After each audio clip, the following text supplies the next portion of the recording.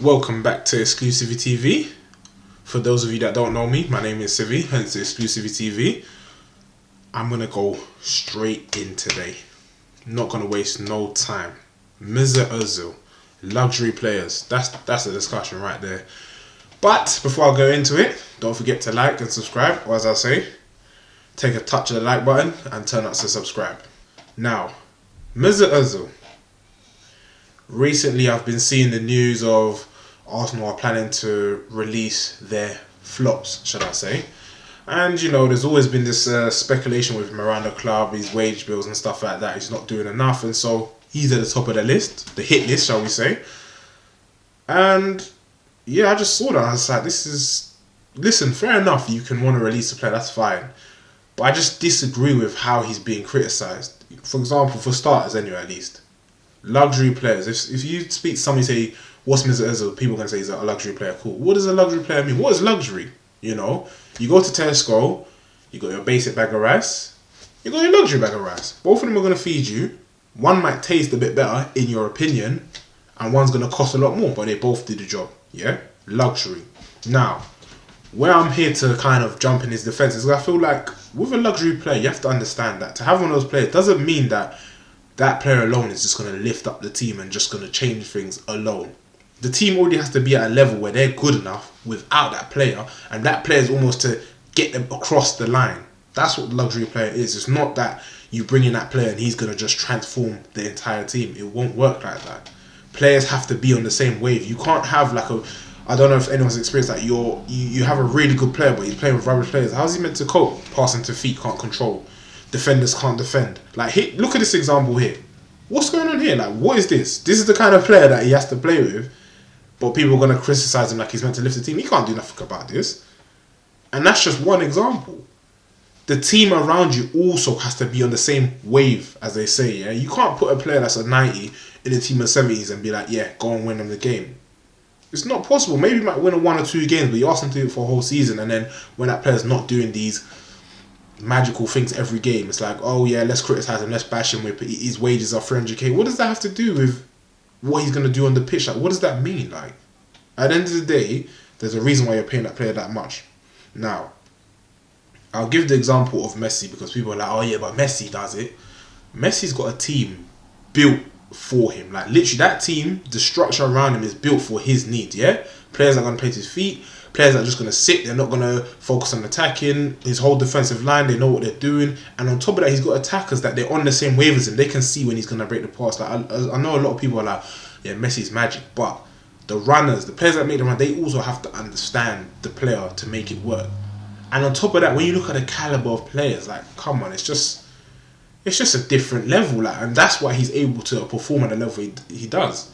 If Messi left the team and went to maybe a lower team or a different team that wasn't built in that way, I think we would see that he might not be able to produce the same things because that team is literally built. Can you imagine you play a game and the team is built for you? You got a defender that says, yeah, don't worry about defender, I got you. You got attackers that when you want to cross it in, they're always there. They're just ready, just on your command. That's when you're going to be able to perform at the peak of your powers. And it's just like, you can't expect, you've got a luxury player, you saw what he was doing at Real Madrid, but no, we're going to sign him and then we're going to put all our hopes and dreams on him. It doesn't make sense. That's how players get burnt out as well, and they just criticise them whenever they do something wrong. I just think like some teams, or at least some fans, as I like to call them, FIFA fans, and it's not because I have anything against FIFA, it's because I feel like these are people that they just judge players based on their stats on FIFA. They're like, yep, he's 90, so he should win us the game. Are you alright?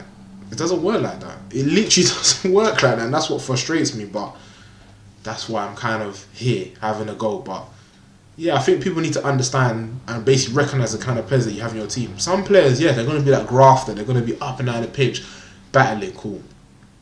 But some players are going to be the creative. They're going to do those things that maybe they don't defend as hard as you like them to do, or he doesn't chase all the way back. But in those key moments, he's going to be able to pick those eye of the needle passes, those little things. And those are the kind of players that you might not appreciate during the season, but in those big games, those Champions League quarterfinals, whatever you want to call it, that's when those players, they make the difference. When you play a team and you're both the same, who makes the difference? It's those players that they're the separator, and that's where you need them.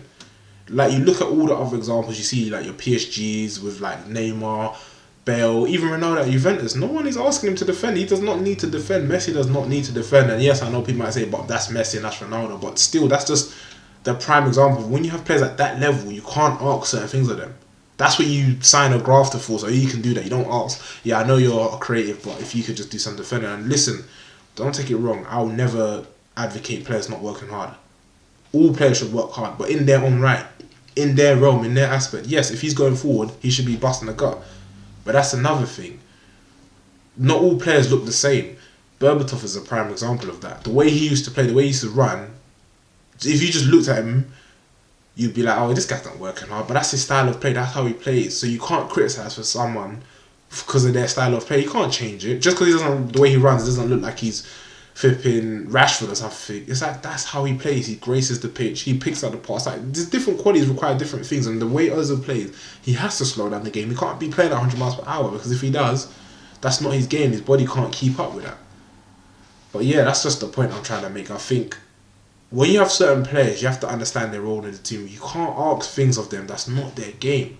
And that's what annoys me, because players are getting criticised for things that's like, what, you want them to be jumping up for headers next and clearing goals off the line? I mean, yeah, it would be nice, but if he was doing that, that wouldn't make him the player that he is. So I think fans, or as I say, these FIFA fans, they need to open their eyes. But as always, I'm always interested to hear what other people's opinions. So let me know, like, agree, disagree. You know, as I said, I'm not against, like, if a player's maybe not fit in the team, but I just refuse for a player to be criticised for something that they're not that player. They're not built to do that. Like, it's just as simple as that.